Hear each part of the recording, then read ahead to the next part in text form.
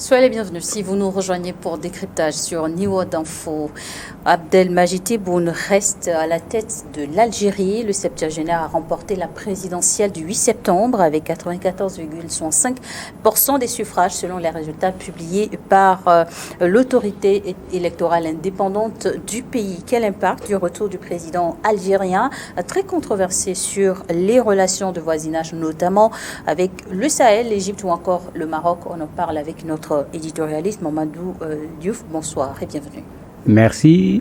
Bonsoir Charlotte. En Algérie, c'était donc un scrutin marqué par des accusations d'irrégularité et des conditions, des contradictions dans les résultats annoncés. Oui, pour les accusations d'irrégularité, on a vu, j'allais dire presque du jamais vu, parce que d'habitude c'est l'opposition qui, dès le scrutin, même avant la publication des résultats, commence à contester un certain nombre d'irrégularités constatées dans les lieux de vote.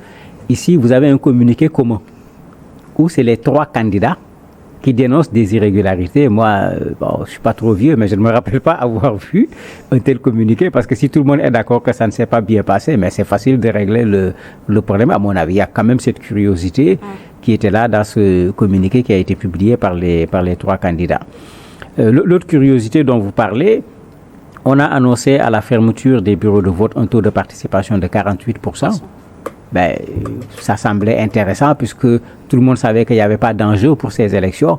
C'est plutôt la participation des populations qui allait être l'enjeu. Malheureusement, en publiant également les résultats, ils ont dit qu'il y a à peu près 5 300 000 personnes qui ont voté effectivement. Mais si vous les mettez sur les 24 millions d'Algériens inscrits sur la liste électorale, mais si vous savez calculer, ça ne fait même pas 25% de taux de participation.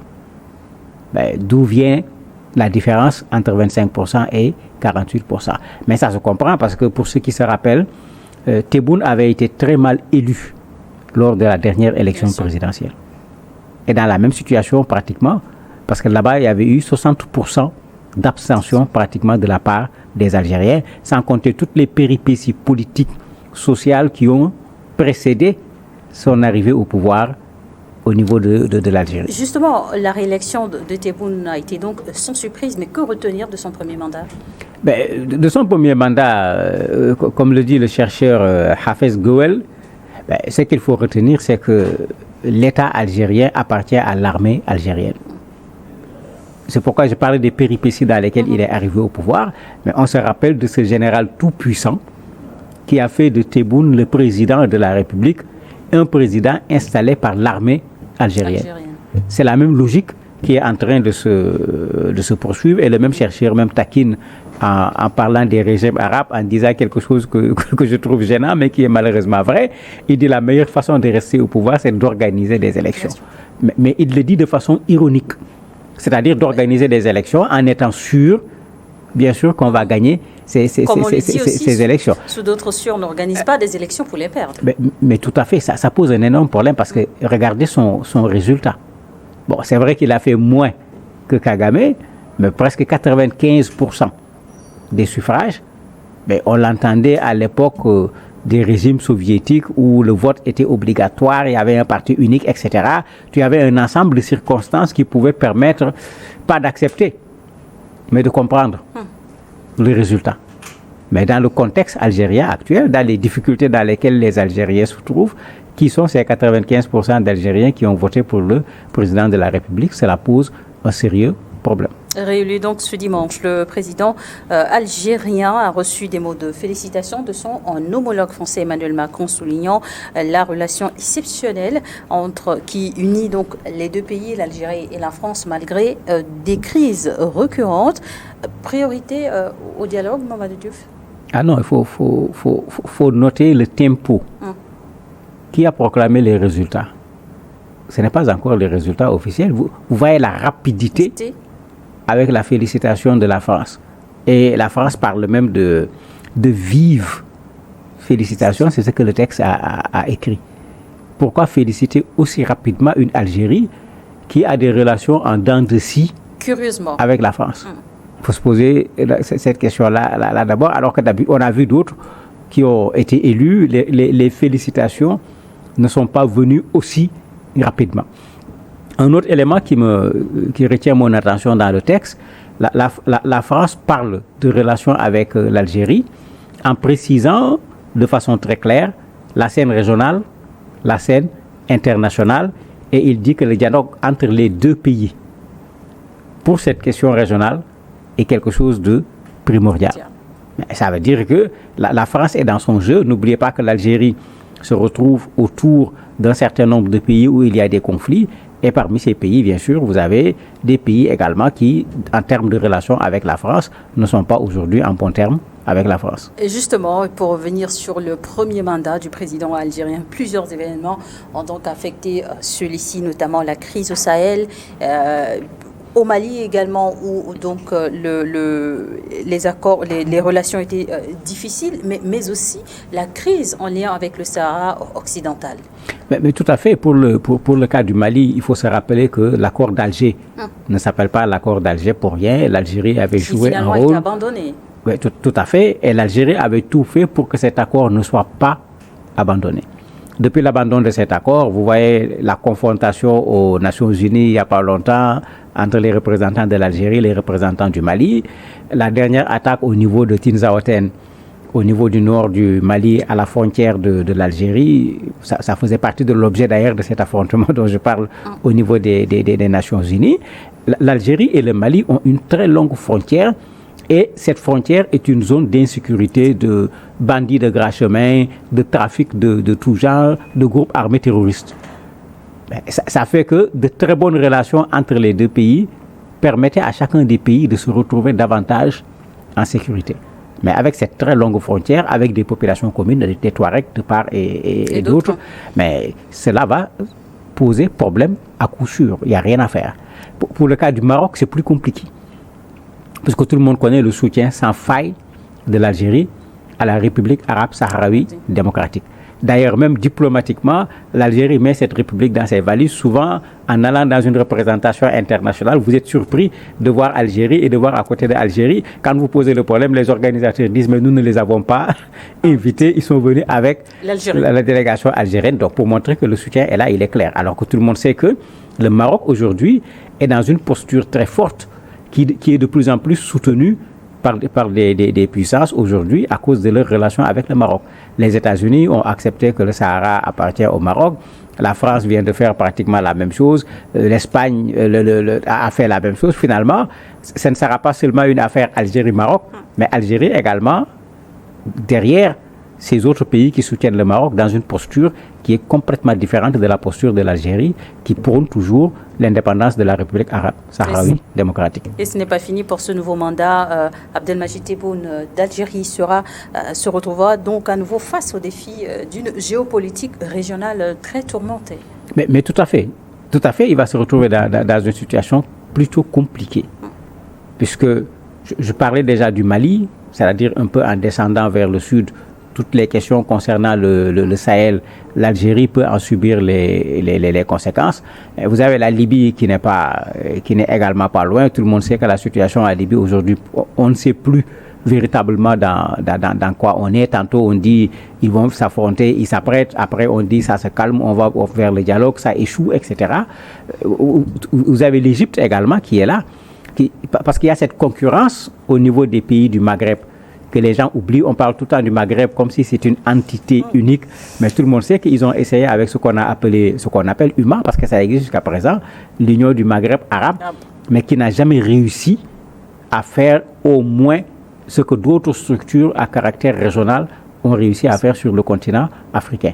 Mais ici ajoute maintenant un autre contexte qui est en dehors. Mais au moins, tous ces pays se retrouvent membres de la Ligue arabe. Tout à fait, mais la Ligue arabe est dans les mêmes difficultés que cette union du Maghreb arabe uni. Impossible pratiquement pour ces gens de s'entendre sur une question, y compris même sur la question palestinienne, où ils devraient être ceux qui portaient cette lutte des Palestiniens, mais comme on le voit, on oublie même qu'ils sont là parce que c'est d'autres qui portent la lutte. Mais maintenant, en dehors du continent africain, l'Algérie sera en relation également avec ce qui se passe aujourd'hui dans la géopolitique mondiale. L'affrontement indirect entre la Russie et les États-Unis, le problème du gaz qui fait qu'aujourd'hui, beaucoup de gens se sont tournés vers l'Algérie parce que l'Algérie a également du gaz pour se libérer du gaz de la Russie. Mais c'est ça les relations internationales. Ce n'est pas ce que l'on dit devant les perrons des palais présidentiels qu'il faut croire. Les relations internationales sont plus complexes que les communiqués conjoints qui disent que les relations sont au beau fixe, comme on l'entend le plus souvent. Ce n'est presque jamais la réalité. Et parmi les grands chantiers, le nouveau dirigeant doit œuvrer à rétablir donc la position stratégique d'Algérie fragilisée par les tensions le long de ses frontières avec le Maroc, le Sahel, mais aussi la Libye. Vous partagez donc cette analyse. Mais l'analyse est pertinente. L'Algérie, il y a un journal algérien, j'oublie le titre, quand je lisais ce matin, il disait que l'Algérie est encerclée. Il ajoute même la géopolitique mondiale en disant qu'il y a une combine, il y a des forces obscures, des mains invisibles qui travaillent à vouloir déstabiliser l'Algérie, comme on l'entend également au niveau d'autres pays, pour dire qu'effectivement, l'Algérie aujourd'hui, c'est une sorte de cercle de feu qui est en train d'entourer ce pays, alors qu'à l'interne, l'Algérie a encore des problèmes à régler. Justement, et on va évoquer donc les attentes des Algériens, producteurs donc du gaz naturel dont l'Algérie est le premier exportateur africain. Le président Tebboune a promis donc de revaloriser les retraites, les salaires et créer 450 000 nouveaux emplois. En tant que journaliste, j'ai tellement entendu des gens promettre 1 million d'emplois, 450 000 emplois pendant les campagnes électorales. Et comme notre rôle, c'est de suivre les déclarations, on a toujours vu que rien de cela ne s'est fait. Moi, la déclaration ne me dit absolument rien. Le constat que je fais, moi, c'est que pour que Tebboune arrive au pouvoir, ce sont les populations algériennes qui marchaient. Vous vous rappelez ces marches de mardi, de samedi, etc., jusqu'à faire tomber l'ancien président. Mais qu'est-ce qui était posé en ce moment comme revendication? C'est le chômage des jeunes. C'est le coût de la vie. Sur ces questions qui ont amené indirectement Abdelmadjid Tebboune au pouvoir, quelles sont les questions qui ont été réglées par le premier mandat de Tebboune? Je n'en vois pas, parce que quand vous regardez dans la réalité, c'est ça, de sorte que même dans la campagne électorale, quand vous regardez tous les trois candidats, presque tous les trois candidats disaient la même chose, repositionner l'Algérie sur le plan économique. Justement, et faire la deuxième économie d'Afrique. Oui, faire en sorte que les jeunes puissent pouvoir trouver un emploi en réduisant le chômage, favoriser l'entrepreneuriat des jeunes, etc. C'est pratiquement le même discours qu'on a entendu les trois candidats dire, parce que dans la réalité, effectivement, ce qui avait amené les Algériens à se soulever contre le pouvoir qui était là à l'époque, les problèmes fondamentaux sont encore les mêmes aujourd'hui. Les droits humains, la liberté sont également au cœur des préoccupations. Ces dernières années, l'ONG Amnesty International a accusé le pouvoir de continuer à étouffer l'espace civique en maintenant une répression sévère des droits humains. Je disais tantôt que le pouvoir en Algérie est toujours entre les mains de l'armée. Je partage l'avis de ce chercheur dont je parlais tout à l'heure. Mais quand c'est l'armée qui est à la manette, de façon générale, la liberté, c'est en fonction de ce que l'armée accepte. Que ce soit directement ou indirectement, c'est tout ce qui se passe à chaque fois. Puisque leur principe, pour ne pas dire leur sacro-saint principe, c'est la stabilité. Et dès que quelqu'un fait quelque chose, on dit qu'il est en train de menacer la stabilité, la cohésion nationale, etc. On connaît exactement les mots qui sont utilisés dans ce genre de circonstances. Et ça se traduit effectivement par une réduction de la liberté individuelle et par une réduction également de la liberté collective, puisque en ce moment, souvent, les libertés de manifestation et autres sont tellement conditionnées que finalement, autoriser une manifestation devient une exception. Et en dehors de tous ces chantiers, justement, quels sont les atouts que présente l'Algérie pour le reste du monde? Mais vous avez parlé tout à l'heure de deuxième producteur au niveau de l'Afrique en matière de gaz. Mais ce n'est pas rien. L'Algérie également, d'un point de vue technique, l'Algérie a fait former ces gens un peu partout. Mais ce qui empêche à nos pays tout le temps de démarrer, c'est que nous devons avoir cette modestie de reconnaître que chacun de nos pays, économiquement, en termes de démographie, en termes de capacité sur le plan technique, nous sommes limités. Nous avons intérêt à fondamentalement mettre l'Afrique au centre de ce que nous faisons. Et la meilleure façon de le faire, c'est de renforcer l'unité africaine. Mais malheureusement, quand on dit l'Algérie risque de conflit avec le Mali, l'Algérie en conflit avec le Maroc qui est à côté, Mais quand on veut construire l'unité africaine, comment on va construire l'unité africaine avec des pays qui sont en conflit, qui se soupçonnent de vouloir déstabiliser l'un ou l'autre? Mais dans ces conditions, nous n'irons pas loin. Parce que sur la scène internationale, tous réunis, nous ne pesons pas suffisamment déjà. Mais quand on y va individuellement, l'Algérie va peser quoi sur la scène internationale? Quand on regarde l'Afrique et considère que même si une vague d'eau venait emporter l'Afrique, l'économie du monde risque de continuer à fonctionner. Mais il faut que les Africains soient les premiers à prendre conscience de cela, qu'on mette ensemble nos atouts, qu'on mette ensemble nos compétences, parce que nous n'en avons pas suffisamment dans chacun de nos pays pour que, sur la scène internationale, mais qu'on pèse. L'Algérie a du gaz, d'autres pays africains en ont, d'autres pays ont du pétrole, d'autres pays ont d'autres choses, mais sur le marché mondial, nous pouvons peser en faisant ce que le Ghana et la Côte d'Ivoire a fait à un certain moment sur le café et le cacao, en disant aux gens, mais nous avons telle partie de la production mondiale, si vous n'acceptez pas d'augmenter les prix d'achat pour que les producteurs puissent en profiter, nous allons retenir nos produits. Mais on a vu que cela a donné un résultat, mais qui est insuffisant, parce que c'était 2 pays seulement. Mais si la cinquantaine de pays africains se mettent dedans, je suis persuadé qu'on aura un résultat différent de ce que nous voyons aujourd'hui. Et les 3 pays ont dénoncé des irrégularités lors du vote de ce week-end. Et le président Tebboune a été réélu avec 94,5% des suffrages, je le disais. Mais reste donc à savoir si ces deux adversaires tenteront ou pas de saisir la justice du pays. Ben, à quoi bon? Personne parmi eux n'a obtenu 14%. Donc même si on réduisait 20% du résultat de Tebboune pour des raisons d'irrégularité, qui parmi eux va passer?